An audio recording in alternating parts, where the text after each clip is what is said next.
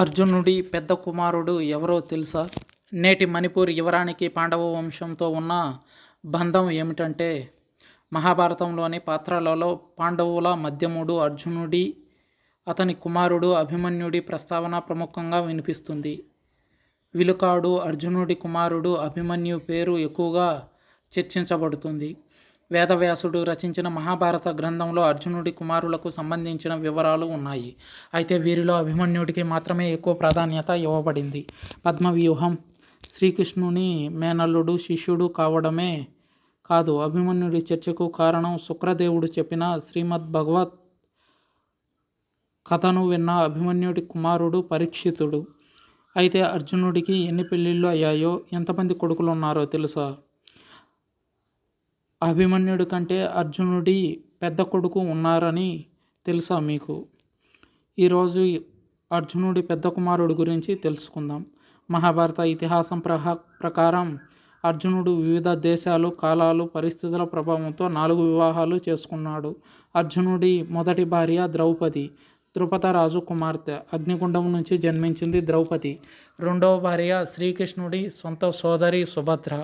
ద్రౌపదికి పాండవుల వలన 5గురు సంతానం. అర్జునుడు ద్రౌపదిలకు పుట్టిన కొడుకు పేరే శ్రుతకర్మ. అలాగే యుధిష్ఠిరుడు ద్రౌపదికి పుట్టిన కుమారుని పేరు ప్రతివింధ్య. భీముడు ద్రౌపదిలకు జన్మించిన కుమారుడి పేరు సుతసోమ. నకులుడు ద్రౌపదిల సంతానం శతానిక.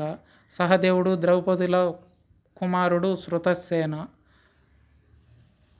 వీరిని ఉప పాండవులు అని కూడా అంటారు. ఈ ఉప పాండవులనే అశ్వత్థామ నిద్రిస్తుండగా నరికి చంపింది. అయితే సుభద్ర అర్జునుడిల తనయుడు అభిమన్యుడు. ద్రౌపది సుభద్రలను మాత్రమే కాదు, అర్జునుడు మరో 2 పెళ్ళిళ్ళు చేసుకున్నాడు. అర్జునుడి పెద్ద కుమారుడు ఇరవనుడు, పాండవుల మధ్యముడు అర్జునుడు. మిగిలిన 2 వివాహాలు, 12 సంవత్సరాల అజ్ఞాతవాసం, 12 సంవత్సరాల అరణ్యవాసం, 1 సంవత్సర అజ్ఞాతవాస సమయంలో జరిగాయి. అజ్ఞాతవాసం మొదటి దశలో అర్జునుడు దివ్య ఆయుధాల కోసం నాగలోకానికి వెళ్ళినట్లు మహాభారతంలో ఓ సంఘటన ఉంది. ఈ సమయంలో అర్జునుడు నాగలోక యువరాణి ఉలూపిని వివాహం చేసుకున్నాడు. అప్పుడు ఈ దంపతులకు ఒక కుమారుడు జన్మించాడు. అతనికి ఇరవనుడు అని పేరు పెట్టారు. ఇతిహాస మహాభారతం ప్రకారం ఇరవనుడు అర్జునుడి మొదటి కుమారుడు. ద్రౌపది కుమారుడు శ్రుతకర్మ.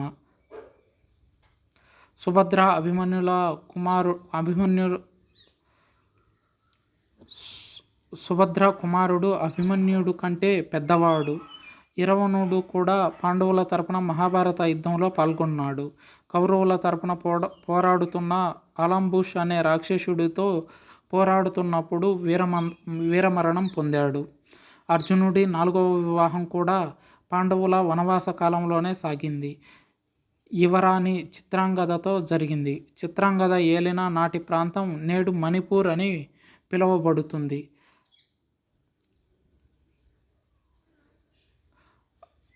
అర్జునుడు అతని కొడుకు చంపాడు. భార్య అతని జీవితాన్ని దానం చేసింది. చిత్రాంగద అర్జునులకు ఒక కుమారుడు జన్మించాడు. అతని పేరు బభ్రువాహనుడు. యుక్త వయసు వచ్చిన మహాభారత యుద్ధంలో పాల్గొననప్పటికీ బభ్రువాహనుడు చాలా ధైర్యవంతుడు. తర్వాత అతను తన తాత పాలించిన మణిపూర్ రాజ్య సింహాసనానికి వారసుడిగా మారాడు.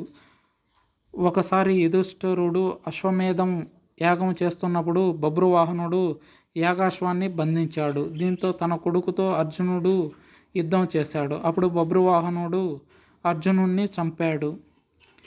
ఈ యుద్ధంలో కర్ణుని కొడుకు కూడా చనిపోయాడు. ఈ విషయం చిత్రాంగదకు తెలియగానే సంజీవిని విద్య సహాయంతో అర్జునుడిని బ్రతికించింది.